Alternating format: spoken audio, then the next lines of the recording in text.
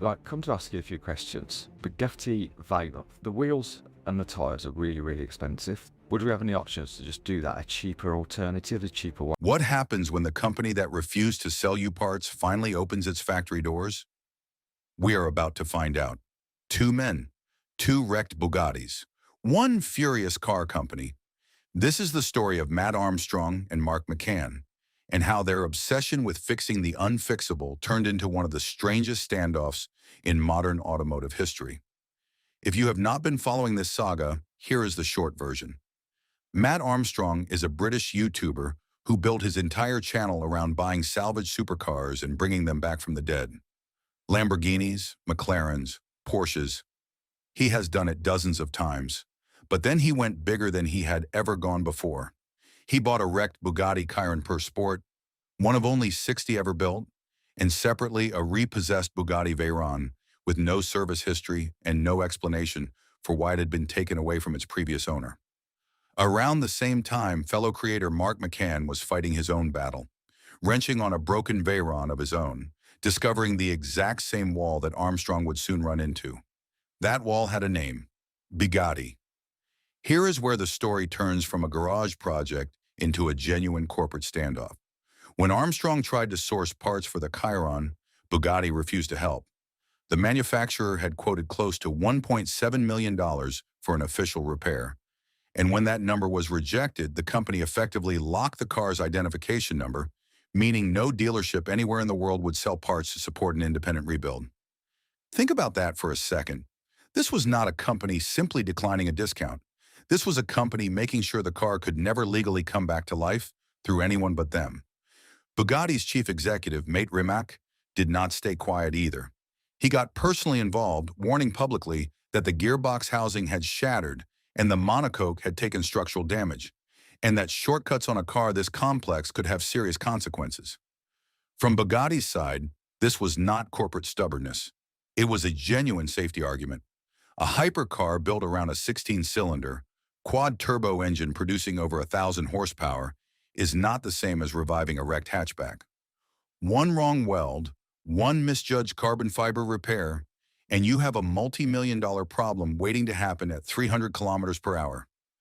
Meanwhile, Mark McCann was living an almost identical nightmare with his Veyron. Fuse problems, a gearbox that needed a full rebuild.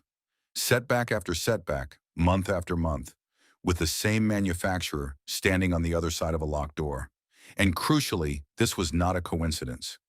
Armstrong's own struggles with sourcing Veyron parts followed a pattern that McCann had already lived through, which tells you this was never about one difficult customer. It was a consistent, deliberate policy applied to anyone who tried to fix a Bugatti outside of Molsheim.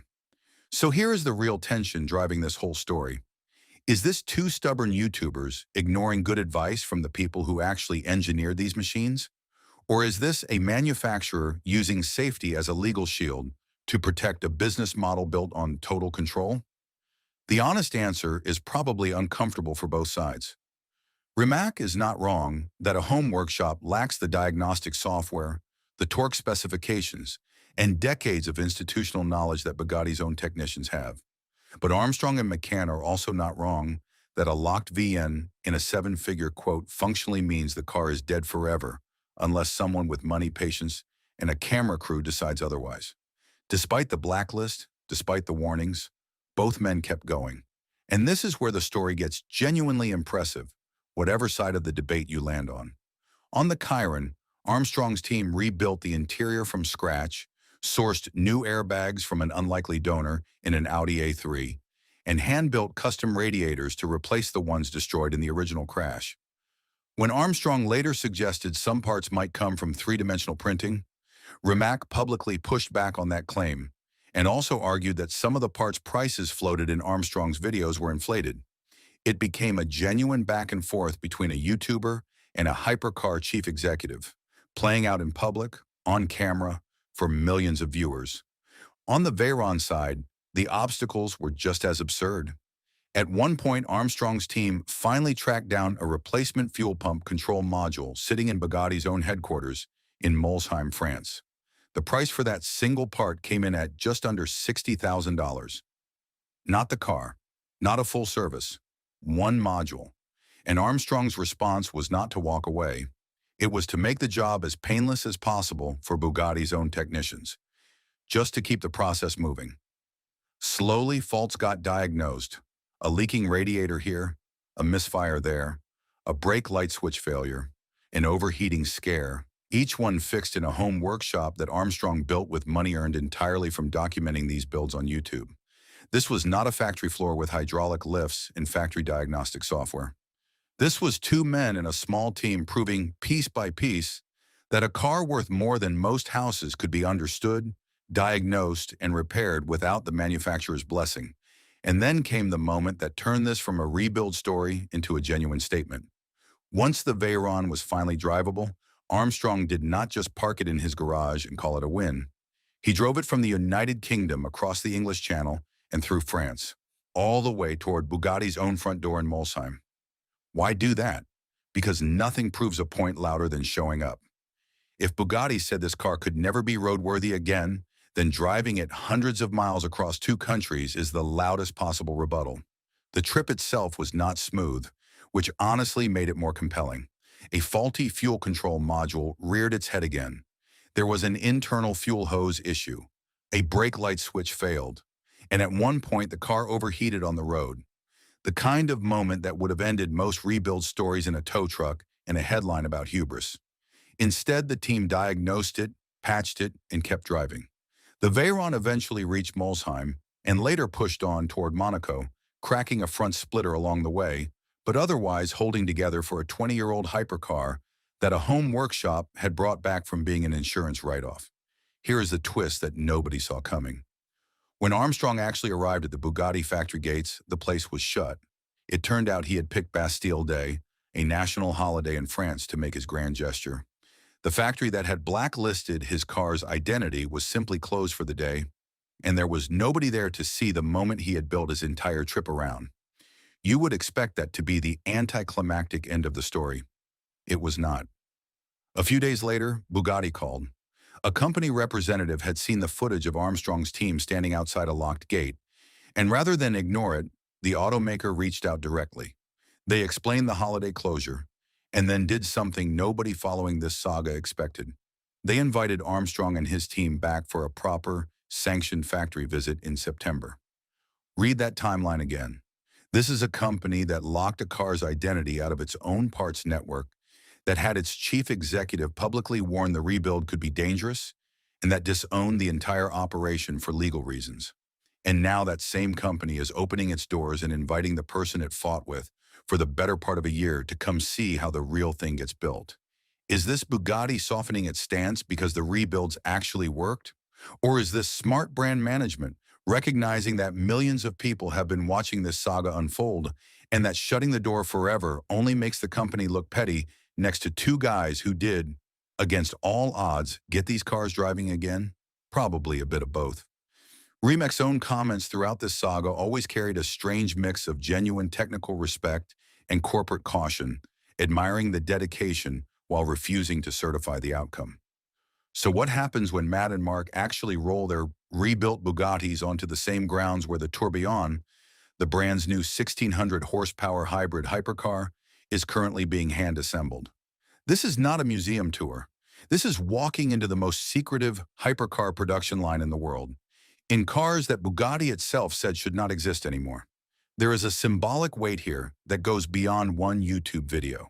Bugatti has spent 2 decades building its entire identity on total control.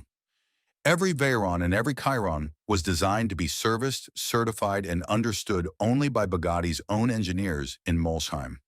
That is part of what justifies the price tag. Exclusivity is not just about horsepower, it is about mystique, about the idea that only the factory truly knows how these machines work. Armstrong and McCann's rebuilds chip away at that mystique, whether Bugatti likes it or not. Every diagnosed fault, every improvised radiator, every successfully bled brake line is proof that the knowledge is not as locked away as the price tag suggests. That is genuinely uncomfortable for a manufacturer whose business model depends on scarcity and control. And it is exactly why this factory invitation matters so much more than a friendly gesture. It is Bugatti choosing engagement over silence, on a stage it did not choose, with two creators who forced their way into the conversation through sheer stubbornness and camera time. There is also a timing angle worth noting. This is happening while Bugatti is mid-transition, building the new tourbillon alongside the last of the Chiron era, and while its joint venture with Rimac is trying to define what the brand looks like for the next generation of buyers. A viral standoff with two independent mechanics is exactly the kind of story that can either reinforce the brand's mystique or undercut it, depending on how the next chapter is handled.